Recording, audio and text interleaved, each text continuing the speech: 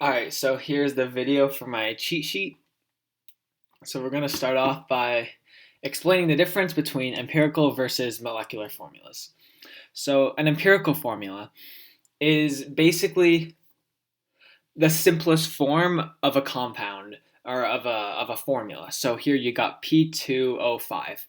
And for molecular, it would be P4O10 because in empirical here, as you can see, this is broken down. This is divided by 2 from this. So now let's go to our second example, C5H11. And that in the molecular form is C10H22. So as you can see, the empirical is cut in half. But for the next example, it's going to get a little bit different. C2H6O. And you look at the molecular formula, it's C6H18O3. So as you can see, you could divide this by 3, which would create this formula here, because 6 divided by 3 is 2, 18 divided by 3 is 6, 3 divided by 3 is 0. And then for this one, you cannot break this down any further because O is 1 here, and you cannot break that down, so it stays the exact same. Okay, so let's go into an empirical formula question. Okay, so determine the empirical formula for a compound 26.61% potassium, 35.38% chromium. I think that's chromium. It must be. And 38.01% oxygen. So, and then step 1 is going to be just writing out the numbers. Just have it in front of you, have it displayed. That's what you should do for most questions. And by the way, the highlighted, if it's orange, that means I'm referring to potassium. If it's green, I'm referring to chromium. And if it's blue, I'm referring to oxygen. So we're going to continue down into step 2, which is determine the number of moles per element. So determining the moles, you would take the percent directly from the question. As you can see, 2.61 here, directly from the question, divided by the molecular mass, which you can get from your periodic table. And dividing that will give you your moles. So as you can see, 26.61 divided by 39.10 is going to be equal to 0.6806. And just do that for the rest of them. So for chromium, you take the number from the question here, and then you divide it by the molecular weight from the periodic table, and you get 0.6804.